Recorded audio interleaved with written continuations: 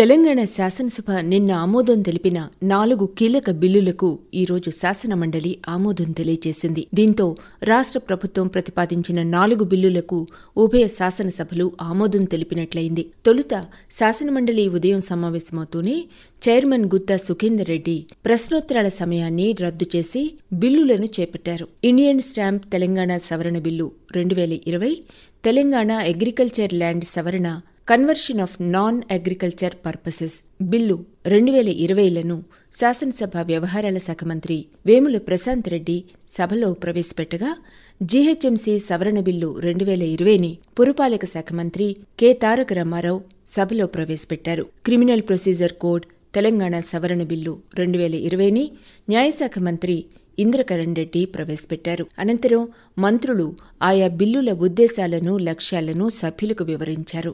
ఈ సందర్భంగా మున్సిపల్ వ్యవహారాల శాఖ మంత్రి మాట్లాడుతూ, జీహెచ్ఎంసీ వార్డులలో మహిళలకు 50% రిజర్వేషన్లు కల్పించేందుకు చట్ట సవరణ చేస్తున్నట్లు తెలియజేశారు. అలాగే కార్పొరేషన్ నిధుల్లో 10% వంతున పచ్చదనం పెంపుదలకు కేటాయించేలా చట్ట సవరణ చేస్తున్నట్లు తెలిపారు. 10 ఏళ్లకు ఒకసారి రిజర్వేషన్ల మార్పుకు కూడా కీలక సవరణ చేయడంతో పాటు ప్రతి డివిజన్కు 4 వాలంటీర్ల కమిటీలను ఏర్పాటు చేసేందుకు వెసులుబాటు కల్పిస్తున్నట్లు తెలిపారు. అలాగే ఎన్నికల నిర్వహణకు సంబంధించి రాష్ట్ర ప్రభుత్వాన్ని సంప్రదించాకే రాష్ట్ర ఎన్నికల సంఘం ఎన్నికలు నిర్వహించేలా చట్ట సవరణను ప్రతిపాదించినట్లు తెలియజేశారు.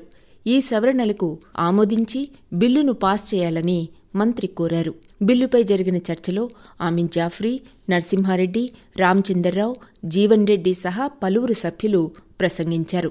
సభ్యులడిగిన వివరణలకు మంత్రి తారక రామారావు సమాధానమిస్తూ, ఈ బిల్లుపై ప్రతిపక్షాలు అనవసర సందేహాలు వ్యక్తం చేస్తున్నాయని అన్నారు. ప్రతిపాదిత సవరణల వల్ల దాదాపు 67% బీసీలకు ప్రయోజనం కల్పిస్తున్నట్లు, రాజ్యాంగబద్ధంగా ఎస్సీ, ఎస్టీ రిజర్వేషన్లు అమలు చేస్తున్నట్లు స్పష్టం చేశారు. నగరంలో కురుస్తున్న భారీ వర్షాల గురించి ప్రస్తావిస్తూ ప్రభుత్వం యుద్ధ ప్రాతిపదికన సహాయ చర్యలు చేపట్టిందని వివరించారు. బాధితుల సాయం కోసం 40 సహాయ శిబిరాలను ఏర్పాటు చేశామని మంత్రి తెలియజేశారు. భారీ వర్షాల నేపథ్యంలో రాష్ట్ర ప్రభుత్వం యుద్ధ ప్రాతిపదికన చేపట్టిన చర్యల గురించి మంత్రి వివరించారు. హైదరాబాద్లో నెలకొన్న పరిస్థితులను ప్రభుత్వం ఎప్పటికప్పుడు సమీక్షించి సరైన దిశలో చర్యలు చేపడుతున్నట్లు తెలియజేశారు. శిథిలావస్థలో ఉన్న భవనాలు, కట్టడాలను కూల్చివేసేందుకు కొంతమంది సహకరిస్తుండగా మరికొందరు సహకరించటం లేదని మంత్రి పేర్కొన్నారు. అవసరమైతే నిర్బంధంగా ఆయా భవనాలను, కట్టడాలను ఖాళీ చేయించి ప్రజల ప్రాణాలు కాపాడుతామని మంత్రి స్పష్టం చేశారు. ఇటీవల కాలంలో ఎన్నడూ కురవనంత భారీగా కురిసిన వర్షాలతో జనజీవనం అస్తవ్యస్తమైందని మున్సిపల్ శాఖ మంత్రి పేర్కొన్నారు.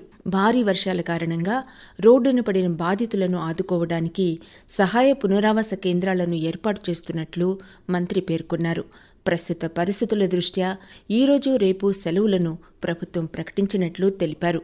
సభ్యులు ఎంఎస్ ప్రభాకర్, టి జీవన్ రెడ్డి, కాటేపల్లి జనార్దన్ రెడ్డి, నవీన్ కుమార్, రామచందర్రావు, నర్సిరెడ్డి బిల్లులపై జరిగిన చర్చల్లో పాల్గొన్నారు.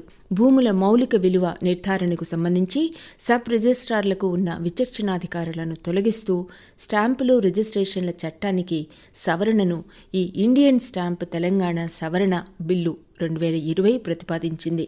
తెలంగాణ అగ్రికల్చర్ ల్యాండ్ సవరణ conversion of non agriculture purposes 2020 bill వ్యవసాయ భూములను వ్యవసాయేతర ప్రయోజనాలకు బదలాయించేందుకు అధికారులకున్న విచక్షణాధికారులను రద్దు చేస్తోంది.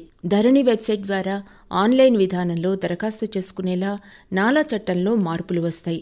అలాగే వ్యవసాయేతర ఆస్తులకు కూడా గుర్తింపు సంఖ్య ఇచ్చేలా ఈ చట్ట సవరణలు వెసులుబాటు కల్పించాయి. క్రిమినల్ ప్రొసీజర్ కోడ్ సవరణ బిల్లు 2020 హైకోర్టు సూచనల మేరకు నిందితుల పూచీకత్తు అంశాలకు సంబంధించి సవరణల్ని ప్రతిపాదించింది. ఈ 4 బిల్లులు సభ్యుల ఆమోదం పొందడంతో మండలి చైర్మన్ గుత్తా సుఖేందర్ రెడ్డి మండలిని నిరవధికంగా వాయిదా వేశారు.